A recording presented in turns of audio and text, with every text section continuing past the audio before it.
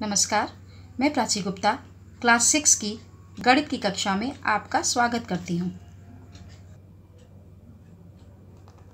बच्चों, आज की कक्षा में हम पूर्णांक का अनुवर्ती देखेंगे। आप ये भी पहले सीख चुके हैं। ये वही बात है, थोड़ा सा अंतर कैसे आता है आप देखिए। पूर्णांक की अनुवर्ती संख्या, प्रत्येक पूर्णांक में जब हम एक जोड़ते थे तभी उसकी अनुवर्ती संख्या मिलती थी ना हमें, पहले जैसे हम कर रहे थे।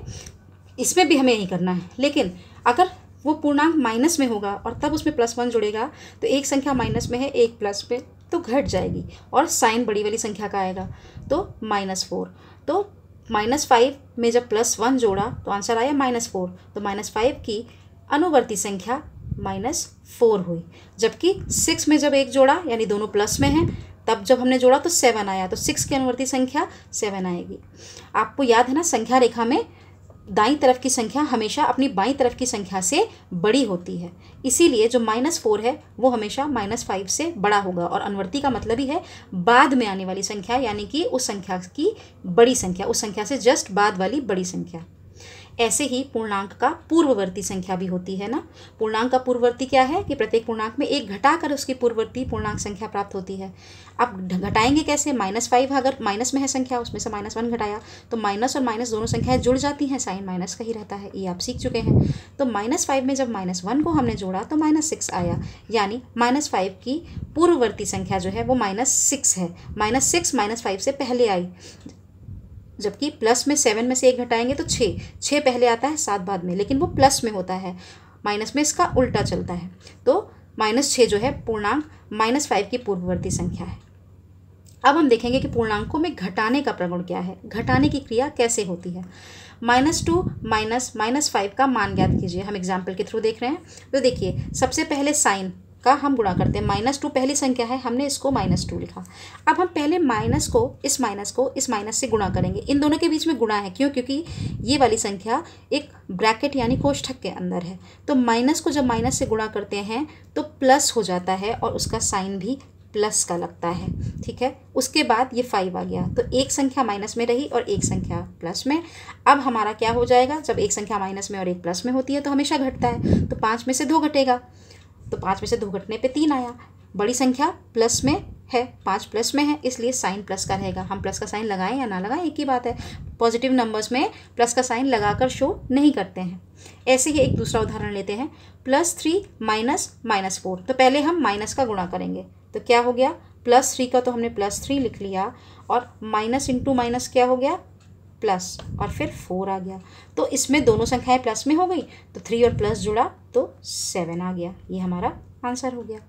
एक और एग्जांपल देखिए, -6 है, उसमें -7 जोड़ेंगे तो क्या होगा? पहले -6 को, जो पहली संख्या है, उसको एज इट इज़ ही उतार लिया। फिर हमने क्या किया, इसमें क्या है? -7, इसमें कोई ब्रैकेट नहीं है, इसलिए हम माइनस से प्लस को गुणा करने जैसा कोई काम नहीं करेंगे। -6 के बाद -7 उतारेंगे, और क्या हो गया यह कि माइनस और माइनस क्या हो जाता है? प्लस हो जाता है, और साइन क्या रहता है बताइए? माइनस का ही साइन रहता है। तो हम क्या करेंगे? -6 में 7 जोड़ेंगे, हो जाएगा 13।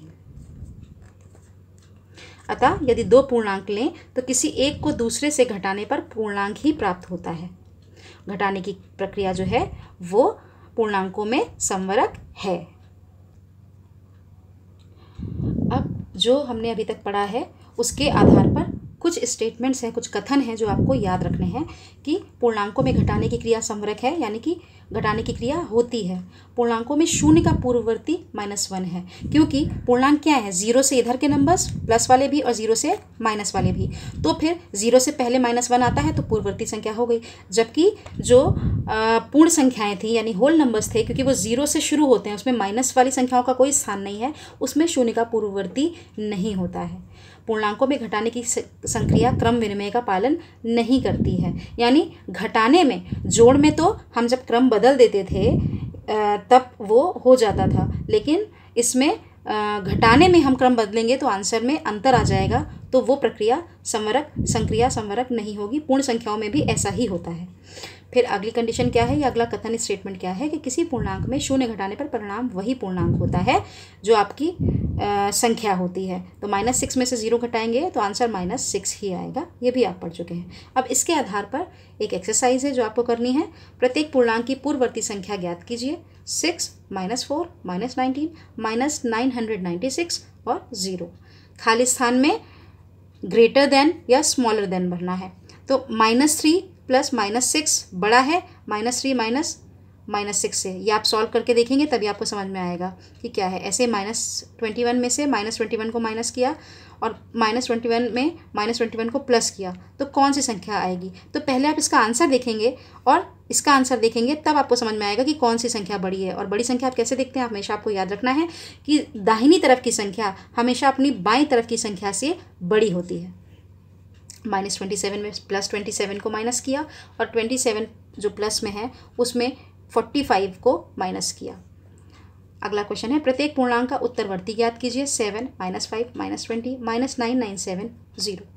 फिर अगला क्वेश्चन है प्लेटो का जन्म 429 ईसा पूर्व में हुआ था और 348 ईसा पूर्व में दिवंगत हुए, यानी उनकी डेथ हुई। तो वह कितने वर्षों तक जीवित रहे। किसी की एज हम कैसे निकालते हैं कि इस सन में पैदा हुए और इस सन में वो उनकी मृत्यु हो गई। तो हम क्या करते हैं, बड़ी वाली जो संख्या होती है उसमें से छोटी वाली संख्या, पहले वाली संख्या घटा देते हैं।